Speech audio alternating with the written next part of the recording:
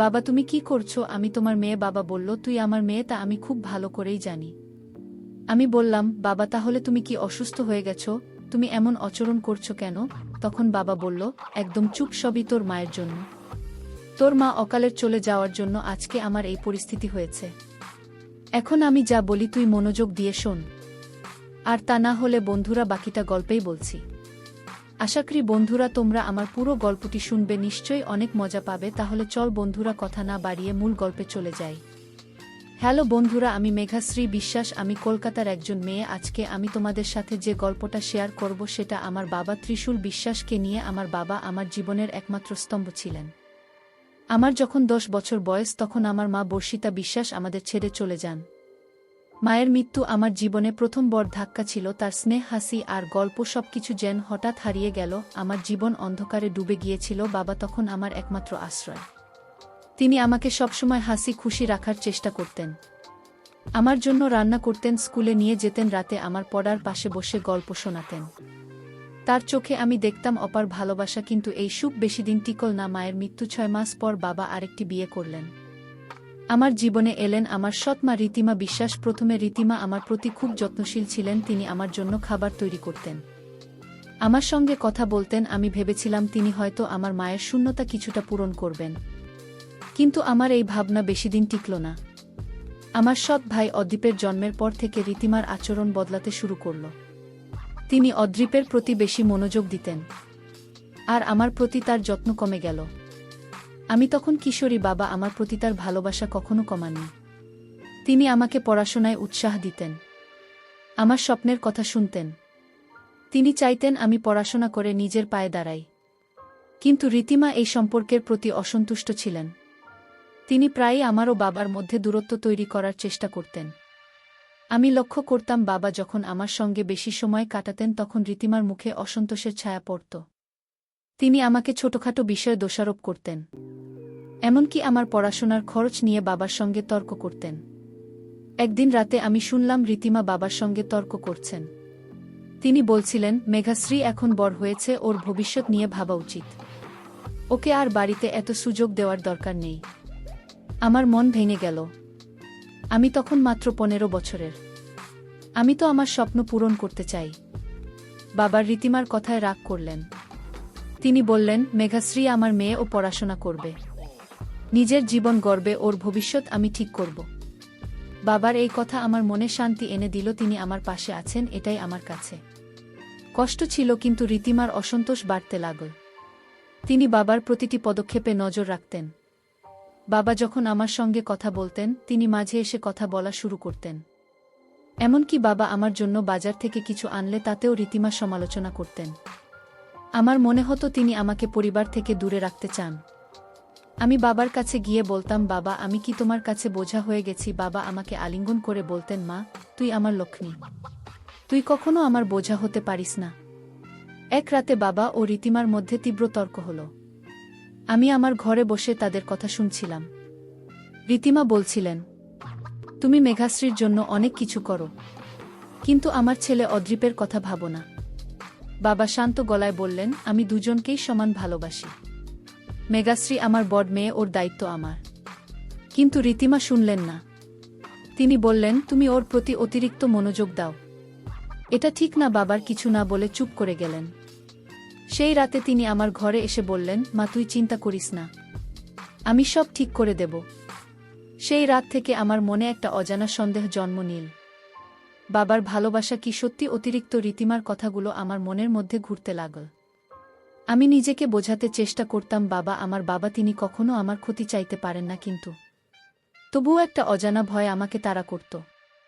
সেই রাতের পর থেকে আমার মনে বাবার প্রতি একটা অজানা অস্বস্তি জেগে উঠেছিল। রীতিমার কথাগুলো আমার মাথায় ঘুরছিল, যেন একটা অস্পষ্ট আশঙ্কা আমাকে তাড়া করছিল। আমি নিজেকে বারবার বলতাম, বাবা আমার বাবা, তার ভালোবাসা শুধুই একজন বাবার। তবুও কোথাও যেন একটা অস্থিরতা আমাকে গ্রাস করছিল। বাবা আমার প্রতি আগের মতোই যত্নশীল ছিলেন, তবে তার কিছু আচরণ আমার কাছে অদ্ভুত লাগতে শুরু করল। আমার জীবন যেন একটা রহস্যের পথে এগোচ্ছিল।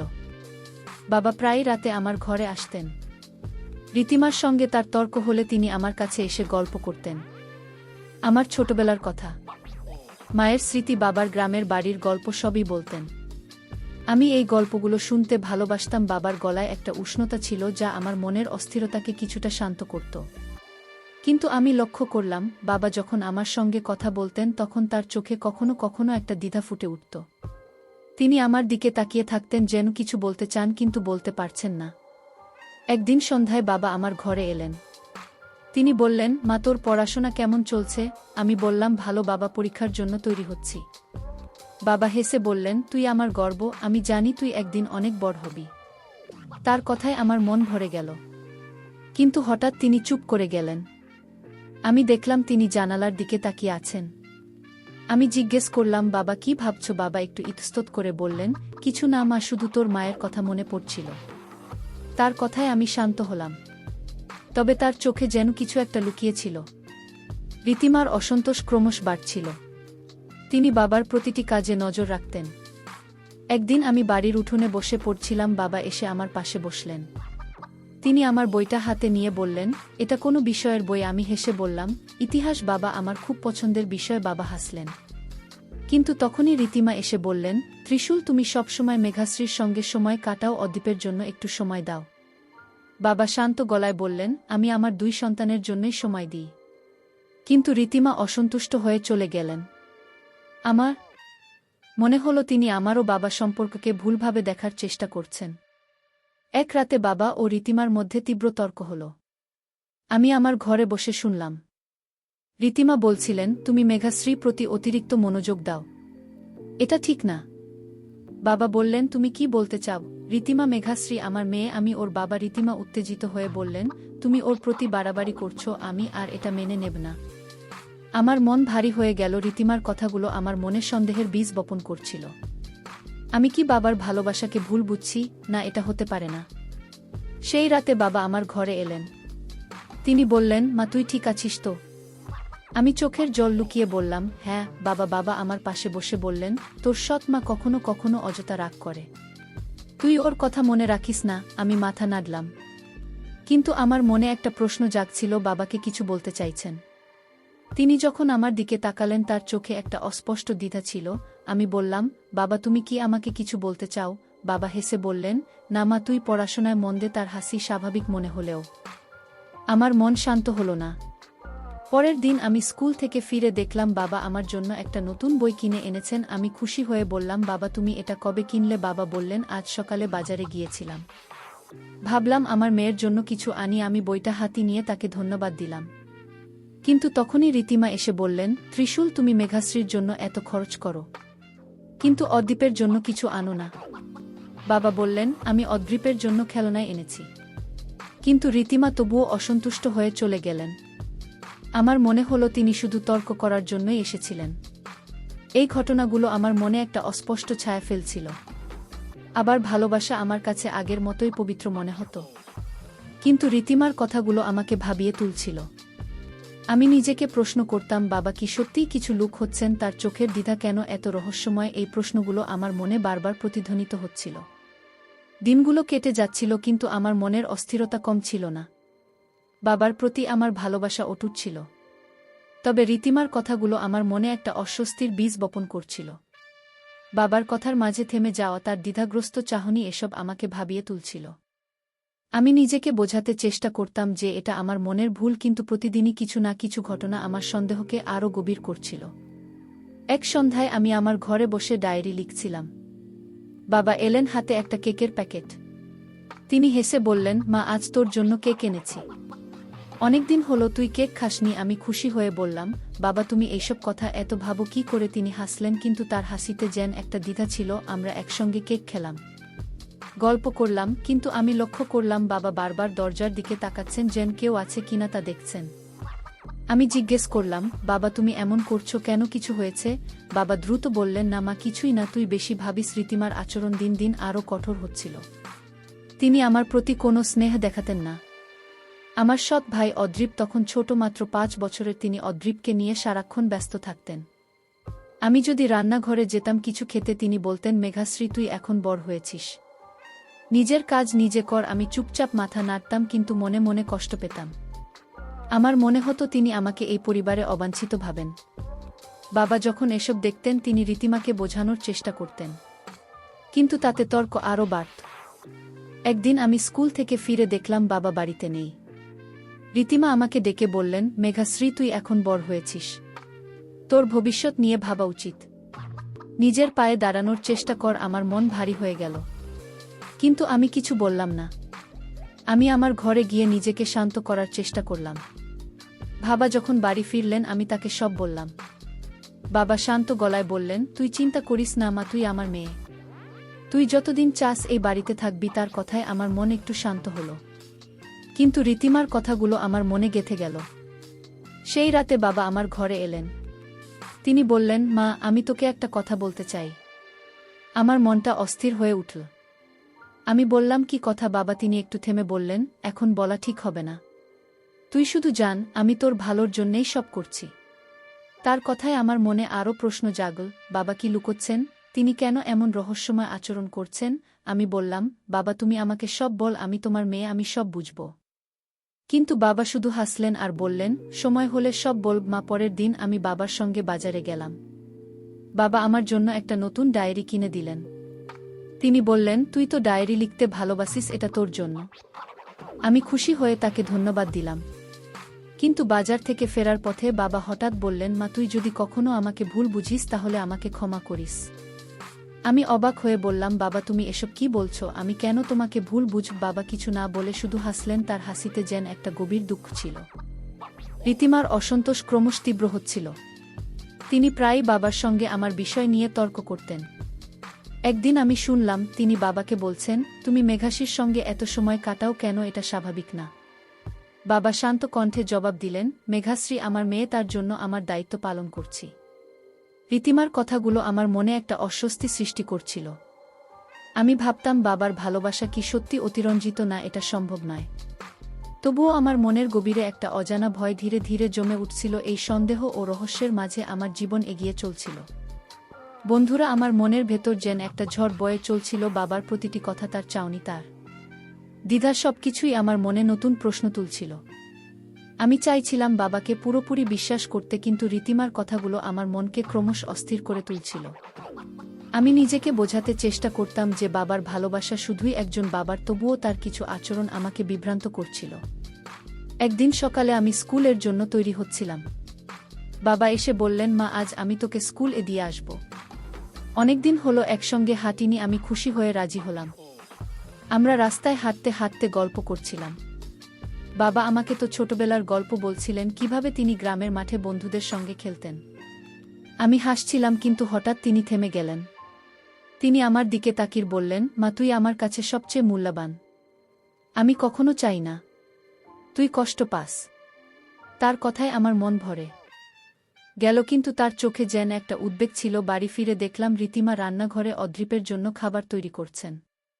আমি তাকে সাহায্য করতে গেলাম, কিন্তু তিনি বললেন, তার দরকার নেই, তুই গিয়ে পড়াশোনা কর। আমি চুপচাপ চলে গেলাম, কিন্তু আমার কানে এলো তিনি ফোনে কারো সঙ্গে কথা বলছেন। তিনি বলছিলেন, মেঘাশ্রীকে এখন নিজের পায়ে দাঁড়াতে হবে, ওর ভবিষ্যৎ নিয়ে ভাবতে হবে। আমার মন ভারী হয়ে গেল। আমি আমার ঘরে গিয়ে ভাবতে লাগলাম, রীতিমা কেন আমাকে এত অপছন্দ করেন? আমি কি সত্যি এই পরিবারের জন্য বোঝা? সেই রাতে বাবা আমার ঘরে এলেন। তিনি বললেন, মা, আমি একটা জিনিস নিয়ে ভাবছি। আমি উৎসুকই বললাম, কি বাবা, বলো না। তিনি একটু থেমে বললেন, আমি তোর জন্য একটা বড় স্বপ্ন দেখি, কিন্তু এখনও সেটা বলার সময় হয়নি। আমি বললাম, বাবা তুমি এভাবে লুকোচ্ছ কেন? আমাকে বলো, আমি তোমার মেয়ে। বাবা হাসলেন, কিন্তু তার হাসিতে যেন একটা গোপন চিন্তা ছিল। তিনি বললেন, শুধু একটু অপেক্ষা কর মা, সব ঠিক হয়ে যাবে। তারই কথা আমার মনে আরও প্রশ্ন তৈরি করল। পরের দিন আমি স্কুলে গিয়ে আমার বন্ধু বিনয়ের সঙ্গে কথা বলছিলাম। বিনয় আমার খুব কাছের বন্ধু ছিল। আমি তাকে আমার মনের কথা খুলে বললাম। আমি বললাম, বিনা, আমার মনে হয় বাবা কিছু লুকোচ্ছেন। তিনি আমাকে কিছু বলতে চান, কিন্তু বলতে পারছেন না। বিনয় বলল, মেঘাশ্রী দে, বেশি ভাবছিস। তোর বাবা তোকে অনেক ভালোবাসেন, হয়তো তিনি তোর জন্য কিছু পরিকল্পনা করছেন। বিনয়ের কথায় আমার মন একটু হালকা হলো, কিন্তু পুরোপুরি শান্ত হলো না। এক সন্ধ্যায় আমি বাড়ির ছাদে বসেছিলাম। বাবা এসে আমার পাশে বসলেন। তিনি বললেন, মা তুই যদি কখনো আমার উপর রাগ করিস তাহলে আমাকে বলিস, আমি সব ঠিক করে দেব। আমি অবাক হয়ে বললাম, বাবা আমি তোমার উপর কখনো রাগ করব না। তুমি আমার সব। কিন্তু তার চোখে যেন একটা গভীর চিন্তা ছিল। তিনি বললেন, মা শুধু চাই তুই সুখী হোস। তার কথায় আমার মন গলে গেল। কিন্তু তার চাহরিতে যেন একটা অজানা উদ্বেগ ছিল। রীতিমার অসন্তোষ আরও তীব্র হচ্ছিল। একদিন আমি শুনলাম তিনি বাবাকে বলছেন, তুমি মেঘাশ্রীর সঙ্গে এত সময় কাটাও কেন, এটা ঠিক না। বাবা শান্ত গলায় বললেন, রীতিমা তুমি আমার মেয়েকে ভুল বুঝছ। আমি শুধু ওর ভালো চাই। তাদের তর্ক শুনে আমার মন ভারী হয়ে গেল। আমি ভাবলাম, বাবা কি সত্যিই কিছু লুকোচ্ছেন, নাকি রীতিমা ইচ্ছাকৃতভাবে আমাদের সম্পর্কে ভুল ধারণা তৈরি করছেন। এইসব প্রশ্ন নিয়ে আমার দিনগুলো কাটছিল। বাবার প্রতিটি কথা, তার প্রতিটি কাজ আমাকে আরও গভীর রহস্যের দিকে ঠেলে দিচ্ছিল। বন্ধুরা, এমন পরিস্থিতিতে আমার মনের ভেতর সন্দেহ আর রহস্যের জাল ক্রমশ জটিল হয়ে উঠছিল। বাবার প্রতিটি কথা, তার চাহনি, তার আচরণ আমাকে ভাবিয়ে তুলছিল। আমি চাইছিলাম বাবার উপর পুরোপুরি ভরসা রাখতে, কিন্তু রীতিমার কথাগুলো আমার মনে অস্থিরতা ছড়িয়ে দিচ্ছিল। আমি নিজেকে বোঝাতে চেষ্টা করতাম যে বাবার ভালোবাসা শুধুই একজন বাবার, কিন্তু তার কিছু কথা, কিছু কাজ আমার মনে নতুন প্রশ্ন তুলছিল। একদিন সন্ধ্যায় আমি আমার ঘরে পড়ছিলাম, বাবা এলেন, হাতে একটা ছোট প্যাকেট। তিনি হেসে বললেন, মা এটা তোর জন্য, খুলে দেখ। আমি প্যাকেটটা খুলে দেখলাম, তাতে একটা সুন্দর কলম। আমি খুশি হয়ে বললাম, বাবা তুমি এত ভাবো কি করে? তিনি বললেন, তুই আমার মেয়ে, তোর জন্য এটুকু করব না তো কি করব? কিন্তু আমি লক্ষ্য করলাম তিনি কথা বলতে বলতে দরজার দিকে তাকাচ্ছেন। আমি জিজ্ঞেস করলাম, বাবা তুমি এমন করছো কেন, কিছু হয়েছে? তিনি দ্রুত বললেন, না মা, কিছুই না। তুই পড়ায় মন দে। রীতিমার আচরণ আরও কঠোর হয়ে উঠছিল। তিনি আমার প্রতি কোনো যত্ন দেখাতেন না। একদিন আমি রান্নাঘরে গিয়ে দেখলাম তিনি অদ্বীপের জন্য খাবার তৈরি করছেন। আমি বললাম, মা আমি কি কিছু সাহায্য করব? তিনি কঠিন গলায় বললেন, তোর দরকার নেই, তুই গিয়ে নিজের কাজ কর। আমি চুপচাপ চলে গেলাম, কিন্তু আমার কানে এলো তিনি ফোনে কারো সঙ্গে কথা বলছেন। তিনি বলছিলেন, মেঘাশ্রী কি এখন নিজের পায়ে দাঁড়াতে হবে, ওর ভবিষ্যৎ নিয়ে ভাবতে হবে। আমার মন ভারী হয়ে গেল। রীতিমারে কথা আমার মনে আরও অস্বস্তি জাগাল। সেই রাতে বাবা আমার ঘরে এলেন। তিনি বললেন, মা আমি তোকে একটা কথা বলতে চাই। আমার মনটা অস্থির হয়ে উঠল। আমি বললাম, কি কথা বাবা? তিনি একটু ইতস্তত করে বললেন, আমি তোর জন্য কিছু পরিকল্পনা করছি, কিন্তু এখনও সেটা বলার সময় হয়নি। আমি বললাম, বাবা তুমি আমাকে সব বলো, আমি তোমার মেয়ে, আমি বুঝব। তিনি হাসলেন, কিন্তু তার হাসিতে যেন একটা গোপন চিন্তা ছিল। তিনি বললেন, শুধু আমার উপর ভরসা রাখ মা, আমি তোর ক্ষতি হতে দেব না। পরের দিন আমি বিনয়ের সঙ্গে লেকের পাশে বসে গল্প করছিলাম। বিনয় আমার জীবনের একটা বড় সান্ত্বনা ছিল। আমি তাকে বললাম, বিনা আমার মনে হয় বাবা কিছু গোপন করছেন। তিনি আমাকে কিছু বলতে চান, কিন্তু বলতে পারছেন না। বিনয় বলল, মেঘাশ্রী তুই বেশি চিন্তা করছিস। তোর বাবা তোকে অনেক ভালোবাসেন। হয়তো তিনি তোর ভবিষ্যৎ নিয়ে কিছু ভাবছেন। বিনয়ের কথায় আমার মন একটু হালকা হলো, কিন্তু আমার সন্দেহ পুরোপুরি যায়নি। এক সন্ধ্যায় আমি ছাদে বসে আকাশের দিকে তাকিয়েছিলাম। বাবা এসে আমার পাশে বসলেন। তিনি বললেন, মা তুই যদি কখনো আমাকে ভুল বুঝিস তাহলে আমাকে বলিস, আমি সব ঠিক করে দেব। আমি বললাম, বাবা আমি তোমাকে কখনো ভুল বুঝব না, তুমি আমার সবচেয়ে কাছের মানুষ। কিন্তু তার চোখে যেন একটা গভীর চিন্তা ছিল। তিনি বললেন, মা আমি শুধু চাই তুই নিরাপদে থাকিস। তার কথায় আমার মন গলে গেল, কিন্তু তার চাহনিতে যেন একটা অজানা উদ্বেগ ছিল। রীতিমার অসন্তোষ আরও বাড়ছিল। একদিন আমি শুনলাম তিনি বাবার সঙ্গে তর্ক করছেন। তিনি বলছিলেন, তুমি মেঘাশ্রীর সঙ্গে এত সময় কাটাও কেন, এটা ঠিক না। বাবা বললেন, রীতিমা তুমি আমার মেয়েকে ভুল বুঝছ। আমি ওর বাবা, আমি ওর ভালো চাই। তাদের তর্ক শুনে আমার মন আরও ভারী হয়ে গেল। আমি ভাবলাম, বাবা কি সত্যি কিছু গোপন করছেন, নাকি রীতিমা ইচ্ছাকৃতভাবে আমাদের সম্পর্কে ভুল ধারণা তৈরি করছেন। আছেন বন্ধুরা, তাদের মধ্যে এমন অবস্থা দেখে আমার মনের ভেতর যেন একটা অন্ধকার মেঘ জমে উঠছিল। আমি চাইছিলাম বাবার উপর পুরোপুরি ভরসা রাখতে, তার ভালোবাসাকে পবিত্র ভাবতে, কিন্তু রীতিমার কথাগুলো আমার মনে অস্থিরতার বীজ বপন করেছিল। আমি নিজেকে বোঝাতে চেষ্টা করতাম যে বাবা আমার বাবা, তার ভালোবাসা শুধুই সুলভ, কিন্তু তার কিছু আচরণ আমার মনে নতুন প্রশ্ন তুলছিল। একদিন সকালে আমি স্কুলের জন্য তৈরি হচ্ছিলাম। বাবা এসে বললেন, মা আজ আমি তোকে স্কুলে দিয়ে আসব। আমি হেসে বললাম, ঠিক আছে বাবা। আমরা একসঙ্গে হাঁটতে লাগলাম। পথে বাবা আমাকে আমার মায়ের কথা বলছিলেন। কিভাবে তিনি আমাকে ছোটবেলায় কোলে নিয়ে গান গাইতেন। আমি হাসছিলাম, কিন্তু হঠাৎ তিনি থেমে গেলেন। তিনি আমার দিকে তাকিয়ে বললেন, মা, আমি তোর জন্য একটা বড় কিছু করতে চাই, কিন্তু এখনো সময় হয়নি। আমি বললাম, বাবা, তুমি এমন রহস্য করছো কেন? আমাকে বলো না। তিনি শুধু হাসলেন আর বললেন, সব সময় হলে বলবো। বাড়ি ফিরে দেখলাম রীতিমা ও দীপকে নিয়ে ব্যস্ত। আমি তাকে সাহায্য করতে গেলাম, কিন্তু তিনি বললেন, তোর দরকার নেই, তুই গিয়ে পর। আমি চুপচাপ চলে গেলাম, কিন্তু আমার কানে এলো তিনি ফোনে কারো সঙ্গে কথা বলছেন। তিনি বলছিলেন, ত্রিশূল মেঘাশ্রী প্রতি অতিরিক্ত মনোযোগ দেয়া। এটা আমার ভালো লাগছে না। আমার মনটা ভারী হয়ে গেল। রীতিমার এই কথাগুলো আমার সন্দেহকে আরও গাঢ় করছিল। আমি ভাবলাম, বাবার যত্ন কি সত্যি অতিরিক্ত? সেই রাতে বাবা মার ঘরে এলেন। তিনি বললেন, মা, আমি তোকে একটা কথা বলতে চাই। আমার মনটা অস্থির হয়ে উঠল। আমি বললাম, কি কথা বাবা, এবার বল। তিনি একটু থেমে বললেন, আমি তোর জন্য একটা বড় স্বপ্ন দেখি, কিন্তু এখনও সেটা বলার সময় হয়নি। আমি বললাম, বাবা, তুমি এমন রহস্য করছো কেন? আমাকে বলো না। তিনি শুধু হাসলেন আর বললেন, সব সময় হলে বলবো। পরের দিন আমি বিনয়ের সঙ্গে স্কুলের কাছে লেকের পাশে বসে গল্প করছিলাম। বিনয় আমার কাছের বন্ধু, যাকে আমি আমার মনের সব কথা বলতে পারতাম। আমি বললাম, বিনা, আমার মনে হয় বাবা কিছু গোপন করছেন। তিনি আমাকে কিছু বলতে চান, কিন্তু বলতে পারছেন না। বিনয় বলল, মেঘাশ্রী, তুই বেশি চিন্তা করছিস। তোর বাবা তোকে অনেক ভালোবাসেন। হয়তো তিনি তোর ভবিষ্যৎ নিয়ে কিছু পরিকল্পনা করছেন। বিনয়ের কথায় আমার মন একটু শান্ত হলো, কিন্তু পুরোপুরি নয়। এক সন্ধ্যায় আমি বাড়ির উঠোনে বসেছিলাম। বাবা এসে আমার পাশে বসলেন। তিনি বললেন, মা, তুই যদি কখনো আমাকে ভুল বুঝিস তাহলে আমাকে বলিস, আমি সব ঠিক করে দেব। আমি বললাম, বাবা, আমি তোমাকে কখনো ভুল বুঝব না।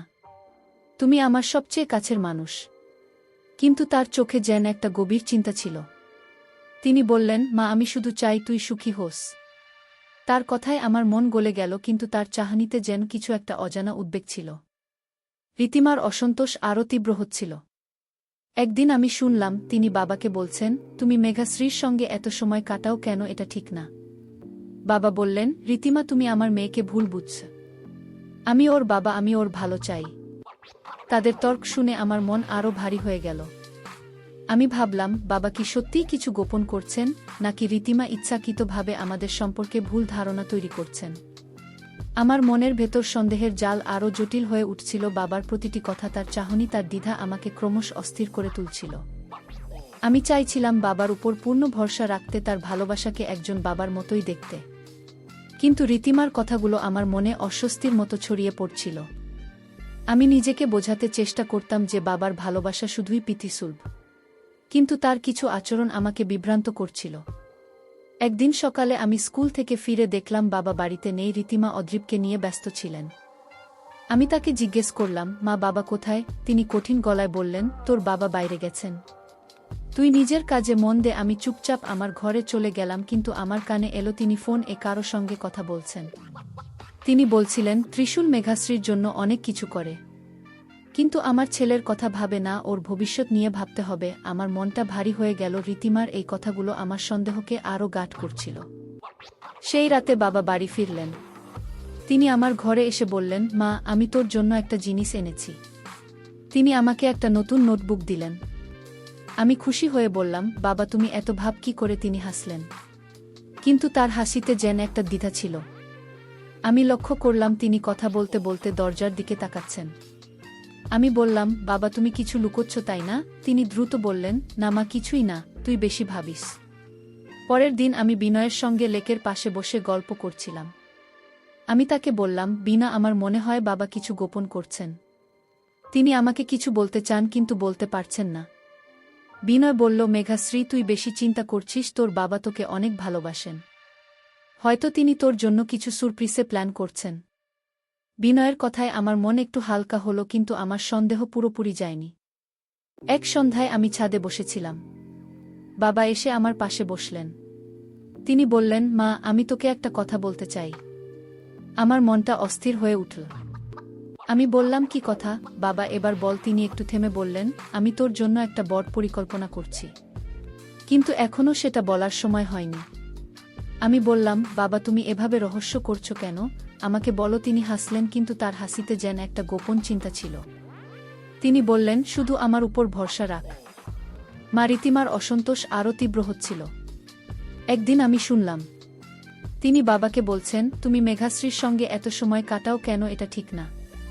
বাবা বললেন, রীতিমা তুমি আমার মেয়েকে ভুল বুঝছ। আমি ওর বাবা, আমি ওর ভালো চাই। তাদের তর্ক শুনে আমার মন আরও ভারী হয়ে গেল। আমি ভাবলাম বাবা কি সত্যিই কিছু গোপন করছেন, নাকি রীতিমা ইচ্ছাকৃতভাবে আমাদের সম্পর্কে ভুল ধারণা তৈরি করছেন। একদিন আমি স্কুল থেকে ফিরে দেখলাম বাবা আমার জন্য একটা নতুন ব্যাগ কিনে এনেছেন। আমি খুশি হয়ে বললাম, বাবা তুমি এত কিছু করো কেন? তিনি বললেন, মা তুই আমার লক্ষ্মী, আমি তোর জন্য সব করব।